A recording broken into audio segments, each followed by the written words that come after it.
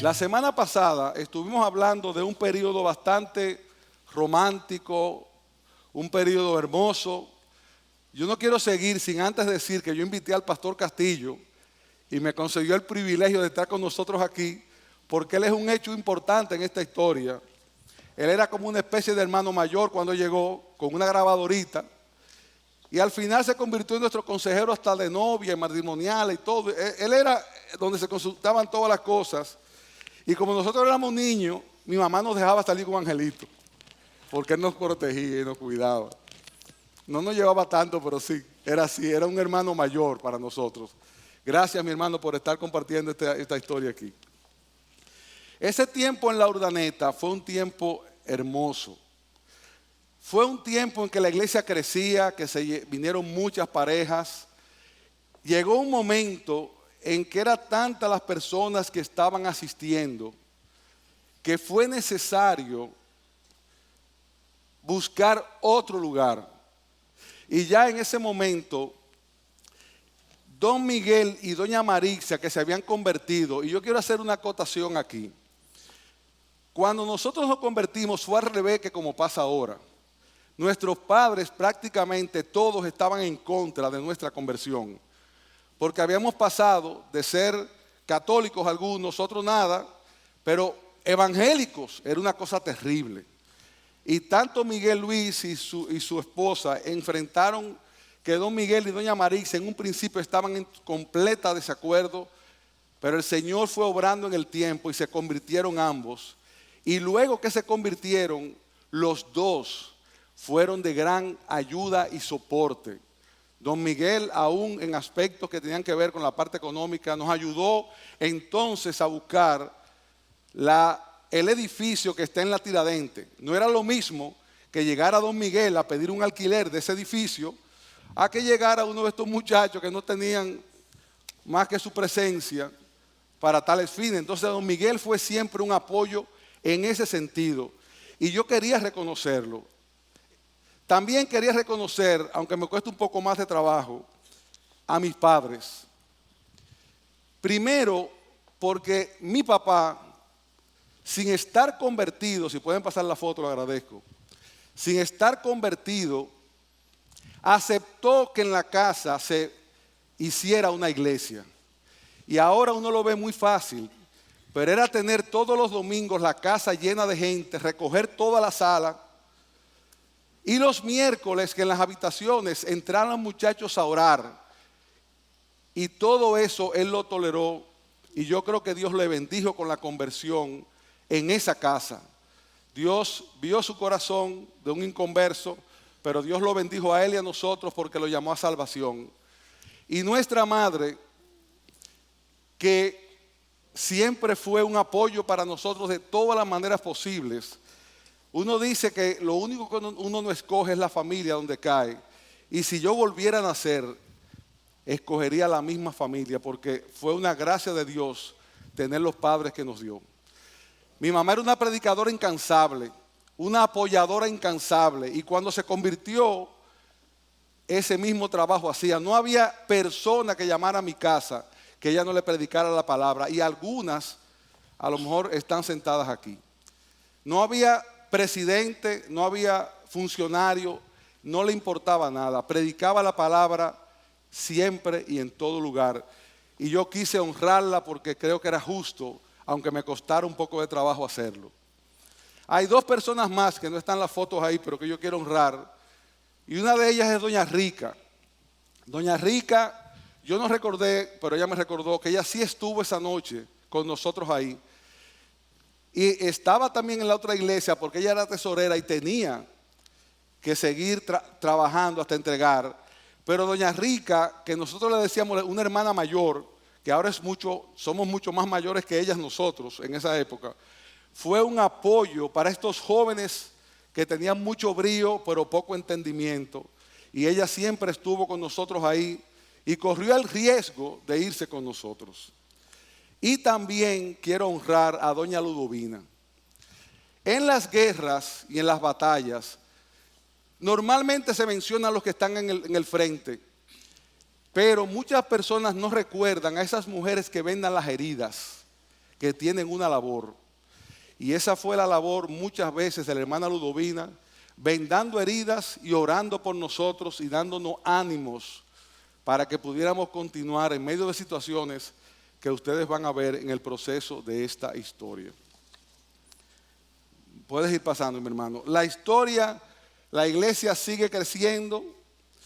Se le pone el nombre de Iglesia Bíblica del Señor Jesucristo en el 1982, aunque aún estamos en los 80s. Siguen entrando parejas a la iglesia sigue creciendo y está ya un poco más edificada.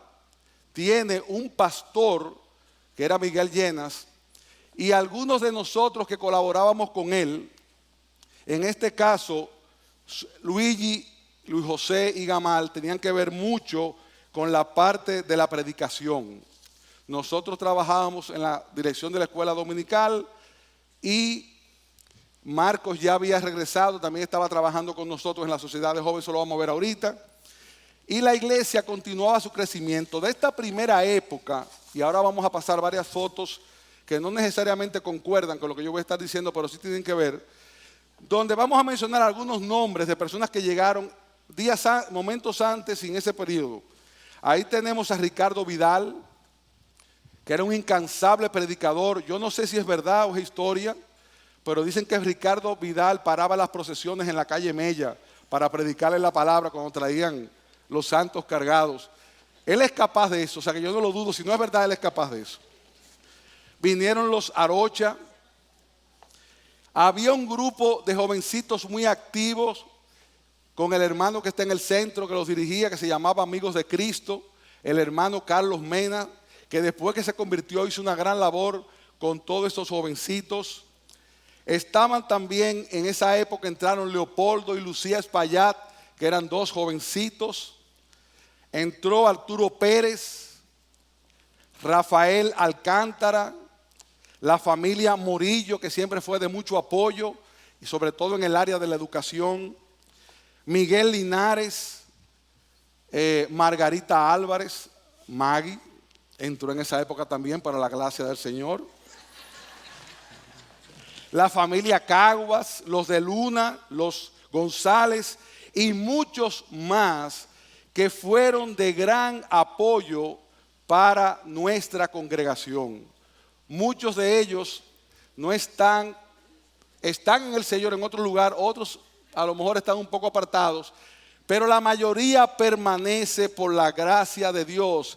Y yo podría mencionar muchos nombres más. Sin embargo, me quedaría corto las 2 horas o 3 horas que dura esta clase, porque hay muchos personajes, muchas personas que pasaron, que algunos estarán en las fotografías. Luego, pasando el tiempo, llegó otra pareja a la iglesia que ha sido muy usada por Dios, de gran bendición para nosotros desde el momento que llegó, que fueron Eduardo y Patricia. Eduardo y Patricia usaron su imprenta para poder trabajar, no solamente creo que un periódico que había que se llamaba Fundamentos, sino también las pancartas y lo que hacíamos siempre de las campañas y todo lo demás.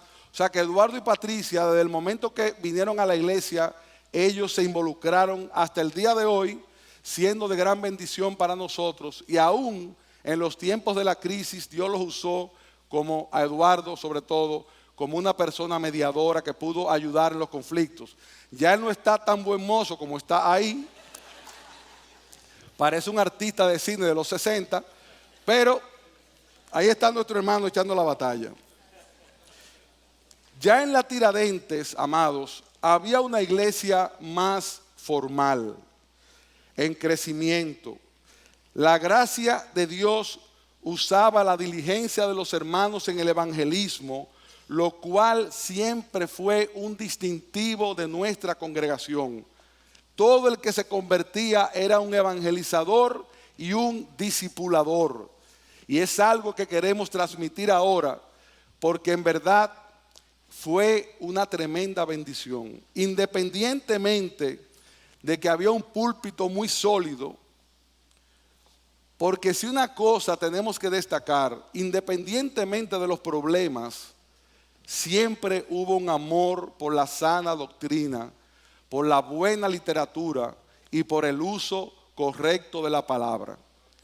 Y Dios usó su púlpito, porque era su púlpito, pero también usó el batallón del ejército de los hermanos, que tan pronto se convertían, lo primero que hacía era predicar la palabra a sus padres, los vecinos, y por eso la iglesia crecía en la forma que crecía. Hoy día, si algo debemos imitar, es esa fogosidad. Habían personas, creo que Miguel Linares era uno de ellos, que se montaban en las guaguas a dar vueltas. ¿Usted sabe con qué fin? Con predicar la palabra. Y la guagua dando vueltas. Y esos hermanos que hacían eso, predicaban la palabra. Di Florentino era un gran predicador de ese tiempo. Gente que estaban todo el tiempo en la batalla. A veces nos excedíamos por la forma tan vehemente, pero el Señor aún usó esos excesos para bendecirnos.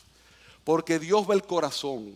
Y el corazón era un corazón que estaba agradecido, contento con la transformación y la obra que Dios había hecho con todos nosotros. Al habernos sacado del mundo, del pecado y de una vida llena de situaciones que hoy no sabríamos dónde estaríamos. Ya para esa época también habían algunos diáconos en la iglesia. En esa primera iglesia habían ya sus diáconos, estaba la predicación, habían cultos de adoración en la mañana y en la noche, que normalmente el de la mañana era un culto evangelístico. Casi siempre se predicaba para que los inconversos escucharan la palabra del Señor. En la noche también teníamos culto de adoración, pero era un culto un poco más familiar. Se cantaban himnos, se hacían números especiales. Habían cuartetos, habían duetos, habían coros, tocaban bandos, hacían muchísimas cosas en la noche y se cantaban muchísimos himnos. Y después de ahí, normalmente nos quedamos hasta tarde, hablando y conversando y alabando. Fue una época también que se compusieron muchos himnos. Luigi compuso himnos, Marta la Antigua compuso himnos. Y eso que ustedes ven ahí se daba constantemente en el Parque Mirador. Los sábados se iba el grupo al parque y comenzaban a cantar. ¿Ustedes saben qué? Himnos. Y eso trajo que esos muchachos fueran guardados de muchas cosas que otros que siguieron el camino perdieron. Dios nos preservó, Dios nos guardó en nuestra juventud. Y esa era la vida de la iglesia, cantar himnos y vivir en la iglesia. Tanto así que los padres se oponían. Hay un caso, que es el de Raquel Vargas de Rincón, que era una niña, y a Raquel sus padres se lo pusieron para que no fuera a la iglesia, porque a qué iba ella de noche a una iglesia evangélica. Y entonces lo que decidieron fue, creo que no prohibírselo, pero sí no darle dinero para el taxi. Ustedes saben lo que tuvo que hacer Raquel. Recoger botellas para venderla a un colmado y conseguir los cuartos que tenía que pagarle a un taxi. Claro, no como ahora que era más caro, pero eso muestra el amor que esos jóvenes tenían por ir a su iglesia. No era obligada, al contrario, era un anhelo de estar en este lugar. Estaba la sociedad de jóvenes, que igual que en la iglesia anterior, la Bautista, era una sociedad de jóvenes muy activa. En esta sociedad de jóvenes estábamos encargados Marcos y yo, y Luis José tenía mucho que ver con la sociedad de jóvenes, porque cuando él pasa a ser pastor un tiempo después, parte de su trabajo y su pastorado era con los jóvenes, porque recuerden que los jóvenes eran mayoría. Yo de esa sociedad de jóvenes tengo que agradecer al Señor, porque ahí fue que Dios obró para que la primera boda de la iglesia se celebrara. Ahí conocí yo a Maggie, y el resto es una historia que solo Dios sabe lo que le agradezco y la bendición que ha sido para mi vida tenerla por compañera desde el primer día que la vi. Yo he tomado pocas decisiones rápidas en mi vida, esa fue una de ellas y fue la mejor que tomé después de la conversión. Se daba escuela dominical. Esa escuela dominical era bastante densa en lo que se trataba. eran un material de enseñanza, de teología muchas veces. Había también una escuela de formación los miércoles en que se daban clases para aquellos que querían un poco más de entendimiento de la palabra. Se daban clases y muchas veces esos mismos miércoles había un sistema que para mí era terrible, porque yo soy vergonzoso para eso. Usted llegaba a la iglesia y se repartían unos papelitos, no sé quién se acuerda de esto, con nombres y dirección. Entonces se oraba en la iglesia y nos íbamos a las casas donde nos tocó el nombre y la dirección a tocar la puerta para predicar. Algunas resultaron bien, otras no tan bien. Ya ahora eso no funciona del todo porque nadie nos va a recibir a un extraño que vaya a una casa a predicar la palabra. Deténteme por ahí. Y habían también coro, grupos musicales, se hacían muchos retiros. Y esos retiros no eran como ahora, en Bávaro. No, eran en La Vega, en un lugar viejísimo. Y cuando nos iba muy bien, era en Constanza, que era menos viejísimo.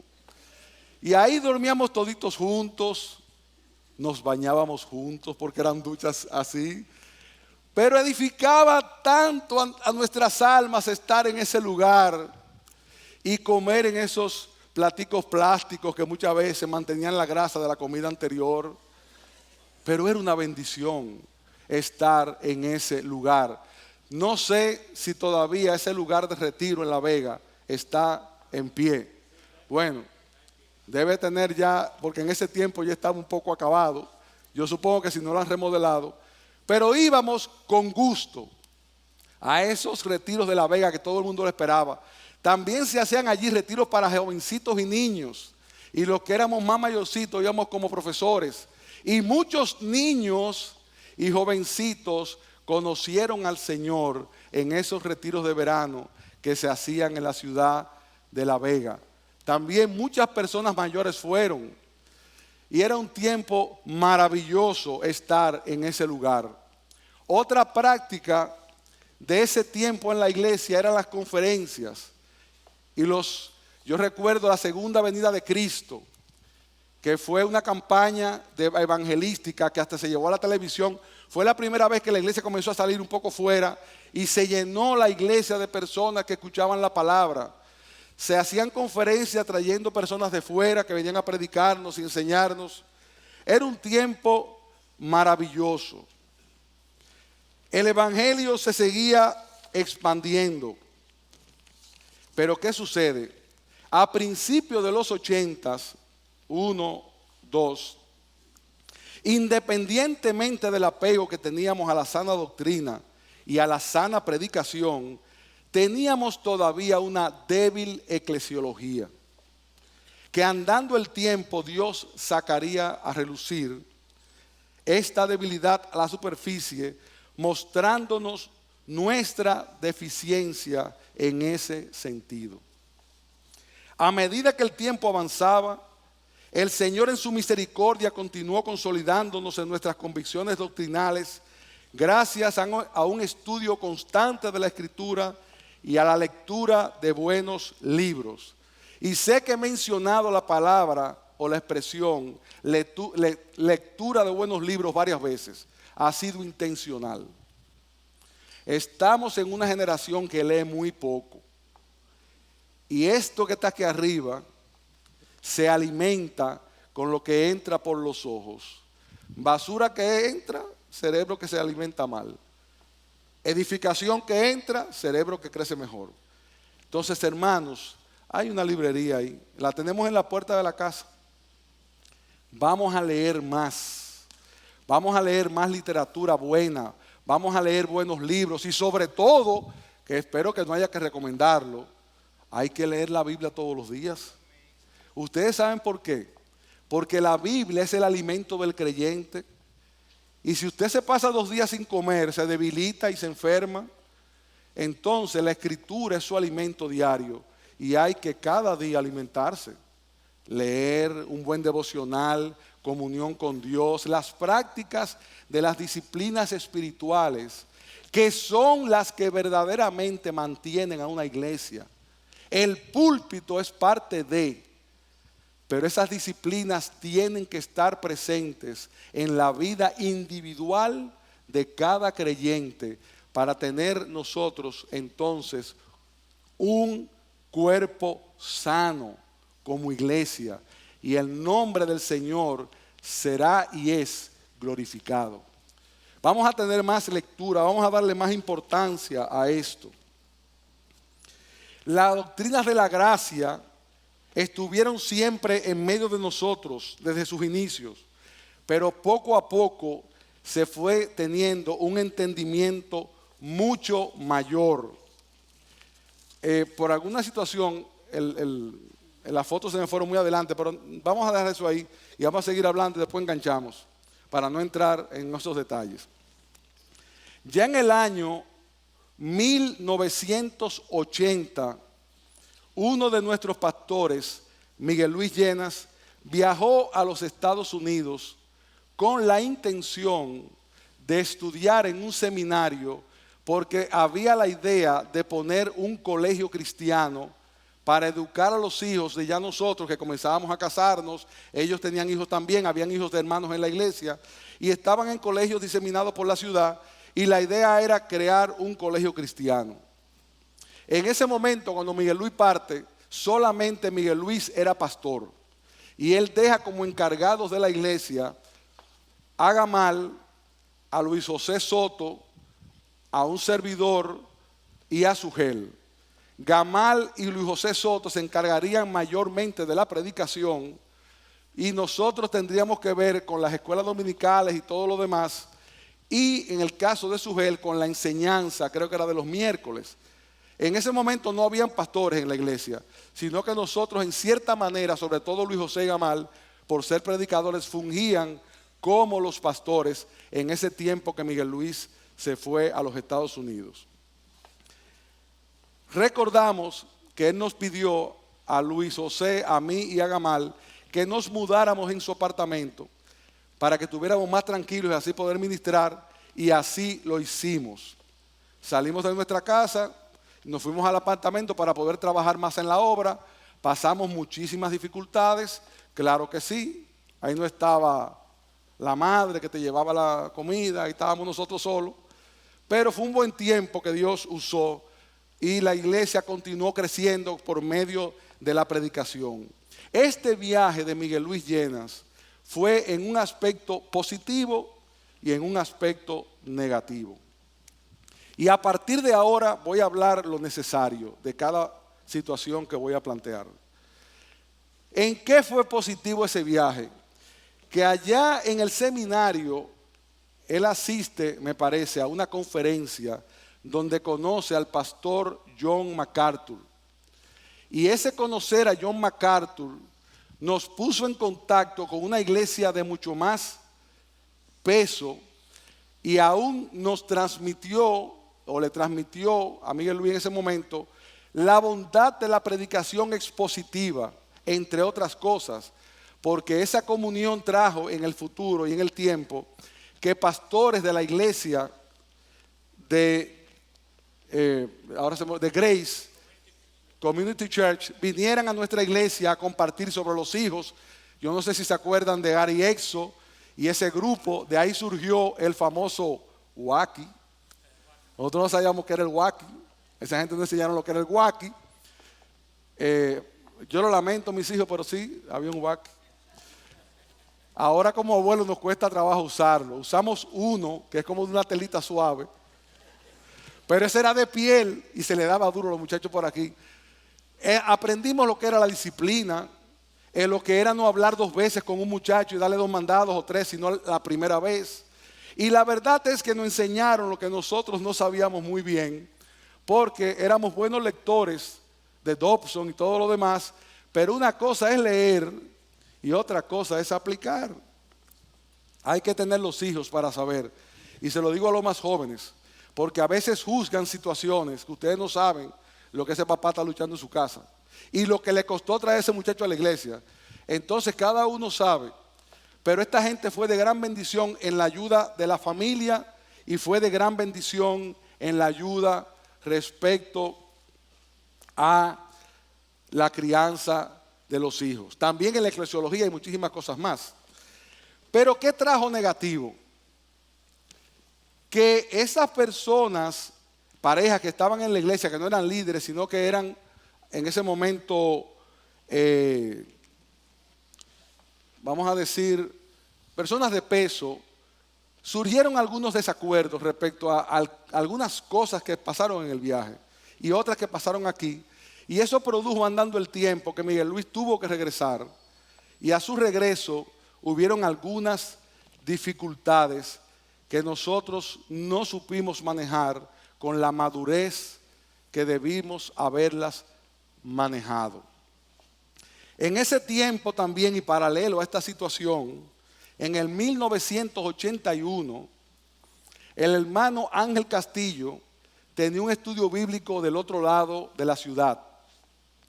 Estudio bíblico que, andando el tiempo, fue creciendo, y se decide que el hermano Ángel Castillo se vaya a fundar una iglesia en Los Minas, iglesia que este año celebra 35 años para la gloria de Dios.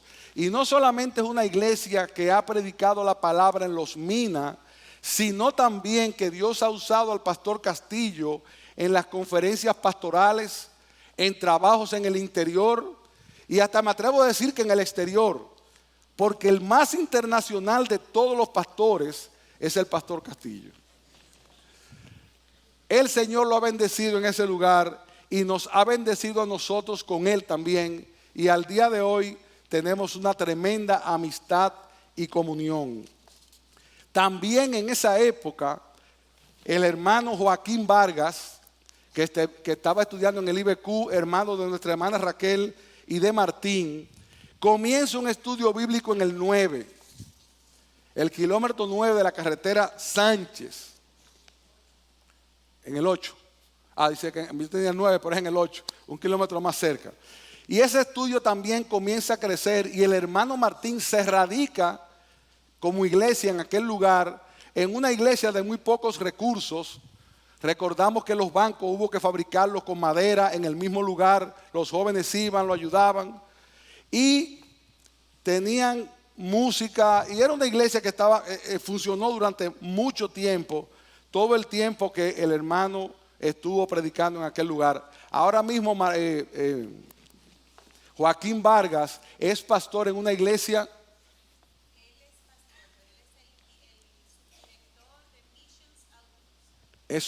No oí la palabra. Bueno, él está trabajando como subdirector en una misión importante en los Estados Unidos. Ese mismo año de 1981, Gamal acompaña a don Miguel a Santiago. Y en Santiago había una familia, que era la familia Llenas, a la cual don Miguel estaba interesado en que se le predicara. Entonces, todas las semanas, o casi todas las semanas, Gamal y don Miguel viajaban a Santiago. Andando el tiempo, esa pequeña obra, ese estudio bíblico, se fue convirtiendo en un grupo más grande, y se funda la iglesia La Palabra, donde Gamal comienza en una primera etapa soltero, yendo y viniendo, se casa con Yudelka. Entonces ambos recién casados se van a residir en Santiago para trabajar en esta obra, La Palabra. Esa iglesia creció bastante, muchas personas conocieron el evangelio aún fuera de la familia Llenas, y fue una tremenda bendición. Don Miguel siempre fue un apoyo en este tipo de eventos, tanto con esta iglesia como con la iglesia de Los Minas y con el pastor Ángel Castillo de una manera especial, y aún con nosotros mismos. Luego de esto, el hermano,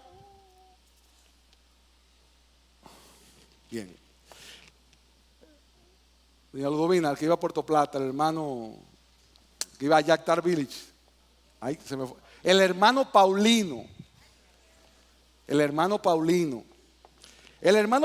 visitaba Puerto Plata, a Yactar, porque él trabajaba allí.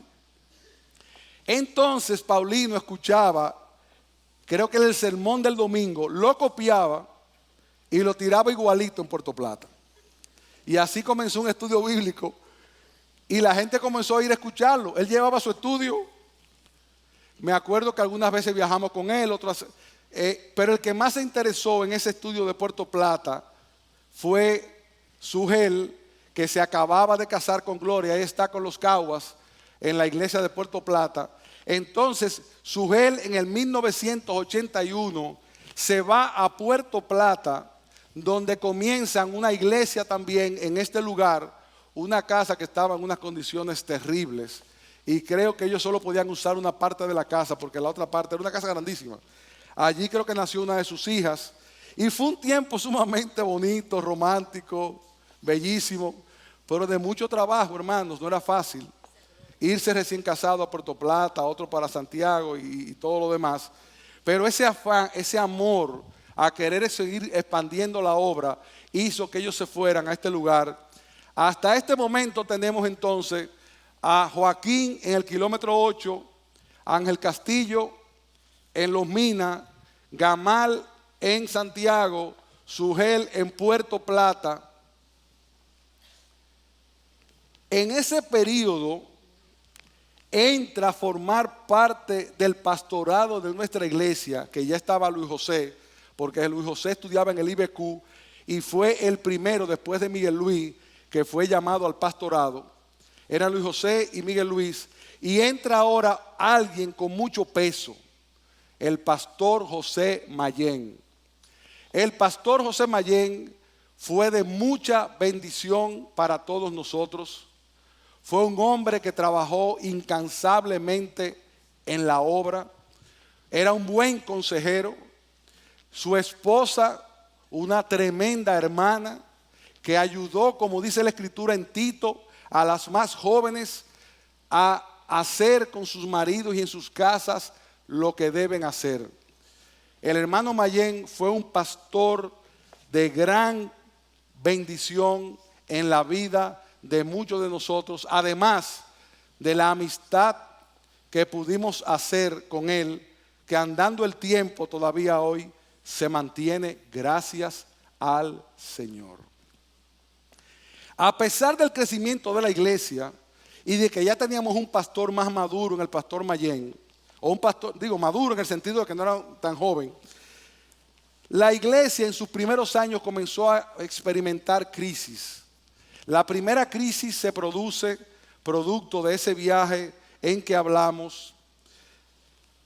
No sabemos manejar en una forma adecuada esa crisis y termina en una primera división, que es en 1981, provocando la salida en ese momento de hermanos muy amados por nosotros, entre ellos el hermano pastor Atilio León, quien fue nuestro profesor y nuestro amigo. Pero hubo una diferencia, el hermano León se va y andando el tiempo nos vimos que era para una bendición. Dios lo usó, comenzó una iglesia y la iglesia todavía está en pie prosperando. Dios sacó de algo negativo a algo positivo. Como parte de esta salida del hermano Atilio León, esto trajo algunas diferencias en el seno de nuestra iglesia. Y un año después, y producto en cierta forma como una segunda parte de la misma situación, en 1982 surge otra nueva situación, donde entonces sale el pastor José Mayén con otros hermanos, algunos ya diáconos y profesores en nuestra iglesia como otros hermanos. Este fue un tiempo doloroso. Este fue un tiempo difícil, sobre todo en medio de esta juventud que teníamos, lidiando con un problema de tal magnitud.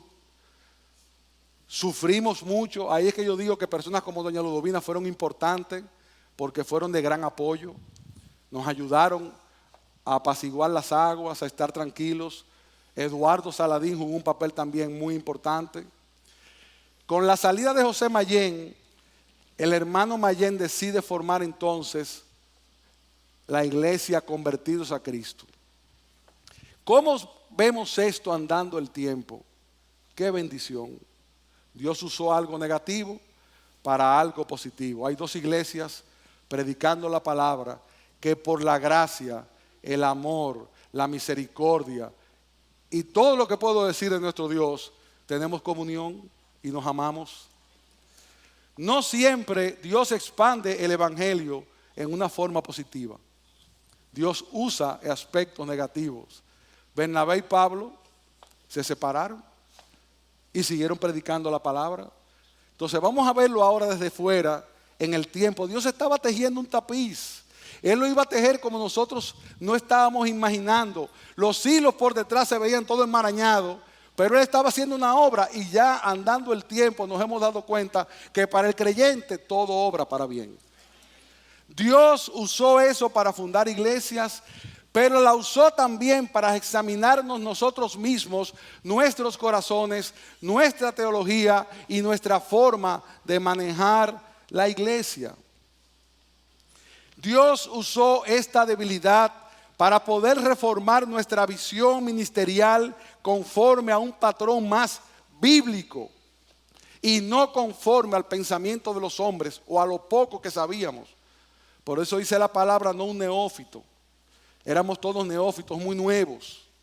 Y aunque había un buen anhelo, había un buen deseo, siempre se predicó la sana doctrina, siempre hubo un anhelo y un apego a la verdad. La juventud a veces no es buena consejera. Pero Dios lo permitió así y aquí estamos.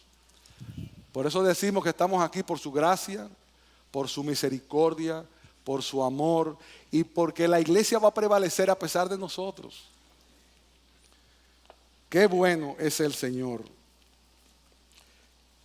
En medio de esos difíciles tiempos surge la necesidad entonces de que Gamal, que estaba en Santiago, y Sugel, que estaba en Puerto Plata, regresaran a la iglesia bíblica del Señor Jesucristo. Miren cuántos muchachitos están ahí todos. Ha pasado mucho de ahí para acá, ha llovido mucho.